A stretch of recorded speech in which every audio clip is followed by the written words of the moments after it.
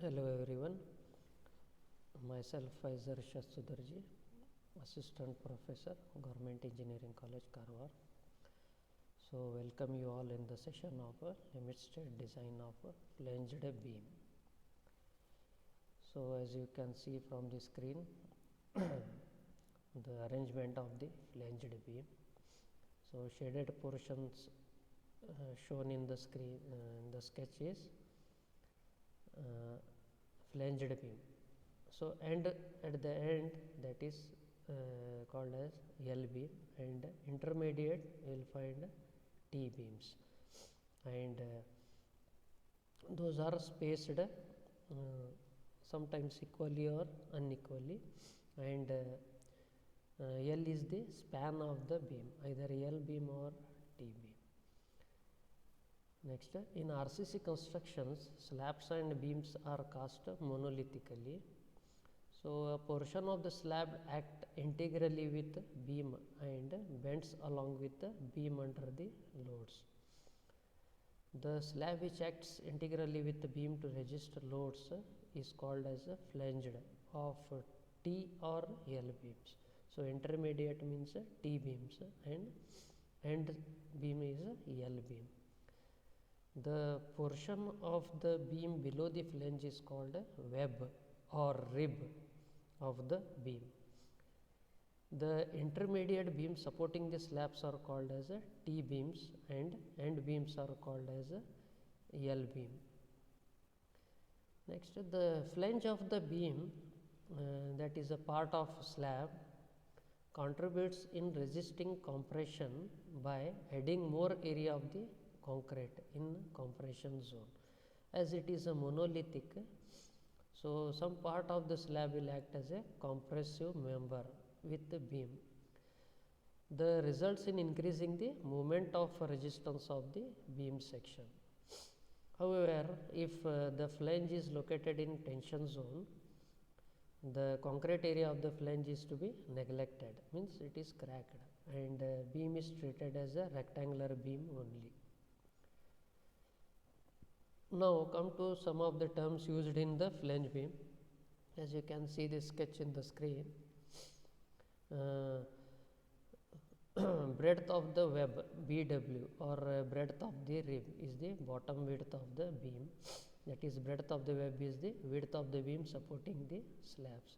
It should be sufficient enough to accommodate the tensile reinforcement. So while fixing this width of the rib, we have to fix in such a way that the reinforcement should be accommodated, means it should not be very spacing of the bar should not be very less or more.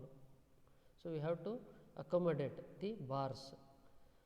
Next, thickness of the flange, that is DF, that is nothing but thickness of the slab also, and we can see overall depth as a capital D and small depth D as a effective depth, and DW is the depth of the rib or web, and top you can see flange width.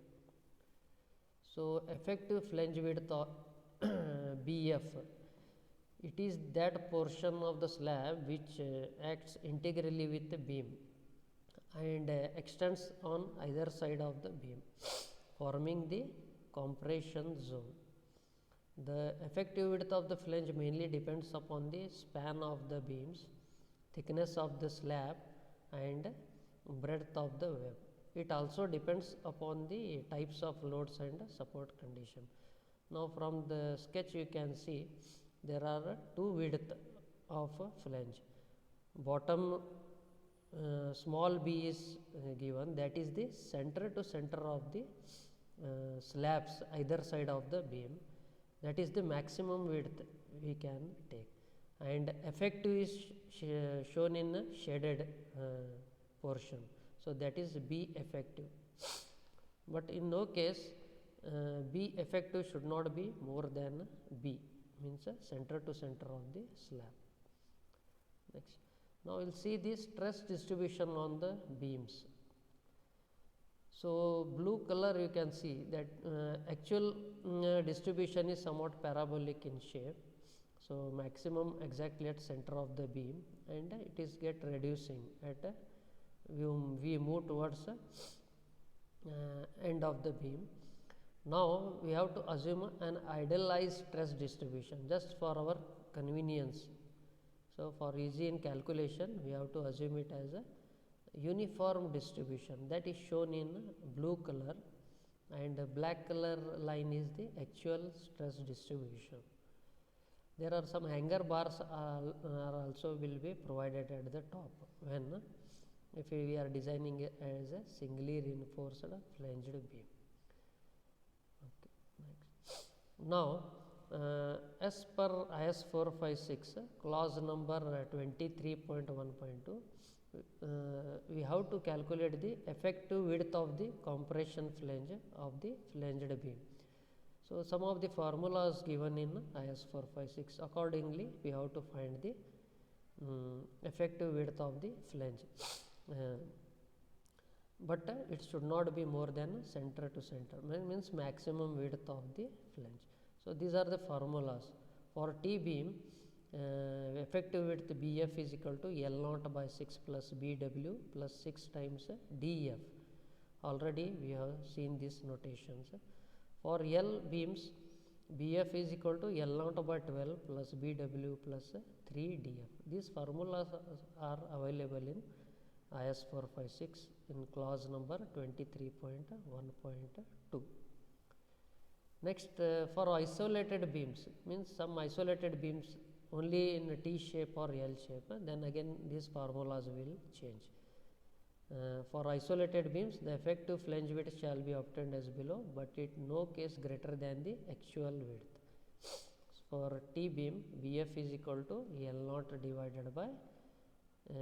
divided by 4 plus B plus 4 plus BW, and for L beams, BF is equal to 0.5 L0 divided by L0 by B plus 4 plus BW complete. So these formulas are there in IS 456. You can refer. Now these are the notations what we are using in these formulas. BF is nothing but effective width of the flange. L0 is distance between point of zero moment in the beams, and BW is the breadth of the web, and DF is equal to thickness of the flange or thickness of the slab, and B is the actual width of the flange. There is a note below for continuous beams and frames. If that supports are continuous, then L0 may be assumed as 0.7 times the effective span. Next, these are the guidelines given in IS 456 for the analysis and design of a flanged beam.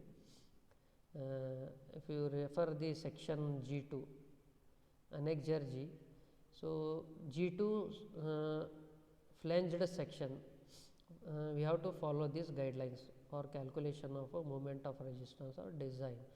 So in first case, say G2.1, for XU means depth of neutral axis. If it is less than depth of the flange, the moment of resistance may be calculated from equation given in G1.1. So G1.1 means we have to treat it as a rectangular section only. So we have to design as a rectangular beam only when depth of the neutral axis is less than depth of the flange. Next, if the limiting value of the moment of resistance of the section may be obtained by following equation, when the ratio, we have to find the ratio depth of the flange divided by effective depth, that does not exceed 0.2. So df by d, if it is less than 0.2, so we have to calculate the moment of resistance using this equation, and these are what the notations will be given below for mu, bf, pw and df. So these formulas are available in IS 456, just you have to follow. Next condition, when the depth when the ratio df by d means depth of the flange divided by effective depth exceeds 0.2, The moment of resistance of the section may be calculated by the following equation, where so we have to use this equation where sum of the terms here YF, which is equal to 0.15 XU, means depth of neutral axis, plus 0.65 DF, but not greater than DF. So YF should not be greater than DF, and the other symbols are as same as in G 1.1 and G 2.2, means earlier sections. Next, for XU max is more than XU, means maximum depth of neutral axis, if it is more than actual depth of neutral axis and it is more than depth of the flange, then the moment of resistance may be calculated by equation given in 2.2. When TF by XU does not exceeds again 0.43 and G 2.2.1, so above section, when DF by XU exceeds 0.43, in both the cases we have to substitute XU max by XU. So these are some of the guidelines we have to follow for calculation of and design of flanged beams. So these are the some of the Godel guidelines. So with this we will end this session. So next session we will continue with design. So thank you very much. We will continue with the design in next session. Thank you very much.